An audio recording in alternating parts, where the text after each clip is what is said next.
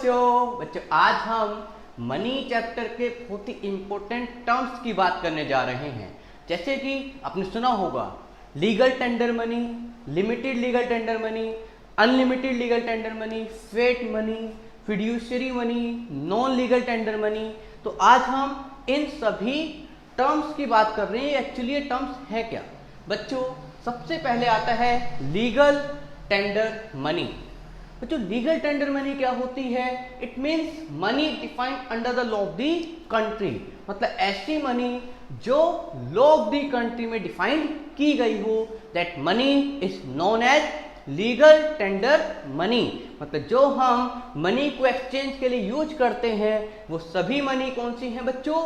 Legal tender money. इसी को हम फेट मनी भी कहते हैं क्योंकि ये बाय लीगल होती है और इस पे विश्वास और भरोसा किया जा सकता है। तो लीगल टेंडर मनी ही कौन सी मनी होती है बच्चों? फेट मनी, FIAT, क्योंकि ऐसी मनी पर हम भरोसा कर सकते हैं। तो ऐसी मनी जो by country of law defined हो रही हो, that is known as legal tender money. बच्चे दो टाइप की होती है, कौन कौन सी?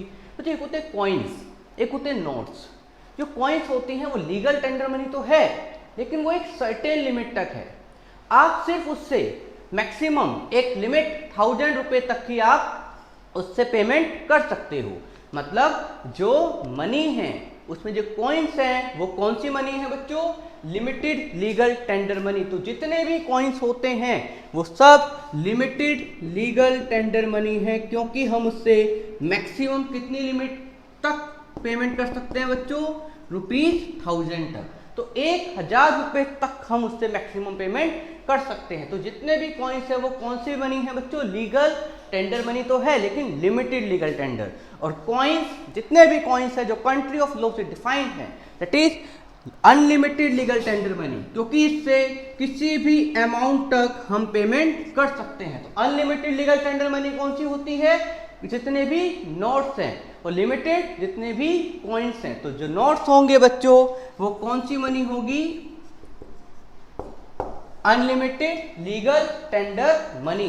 बच्चों आपको याद होगा 8 नवंबर 2016 हमारे प्रधानमंत्री नरेंद्र मोदी जी के द्वारा कहा गया था क्या कि जो 500 और 1000 रुपए के नोट हैं वो अब लीगल टेंडर नहीं रहेंगे। मध्य रात्रि 12 बजे के पश्चात जो 500 और 1000 रुपए के नोट थे उसको लीगल टेंडर से हटा दिया गया था, मतलब बाय कंट्री ऑफ लॉ। तो वो 500 और 1000 रुपए के नोट जो अनलिमिटेड लीगल टेंडर होते थे उसको हमने उस टाइम नरेंद्र मोदी जी के द्वारा हटा दिया गया था बच्चों। देन अब आता है नॉन लीगल टेंडर मनी। अब ये नॉन लीगल टेंडर मनी क्या होता है? तो ये एक ऑप्शनल मनी होती है। ऑप्शनल मनी का मतलब जो हम मनी की जगह यूज कर सकते हैं। ऐसी मनी जिसको हम मनी की जगह पे यूज कर सकते हैं, जैसे कि draft, cheque, bills of exchange, ये सभी ऑप्शनल मनी हैं। इसको ट्रस्ट के बेसिस पर एक्सेप्ट किया जाता है।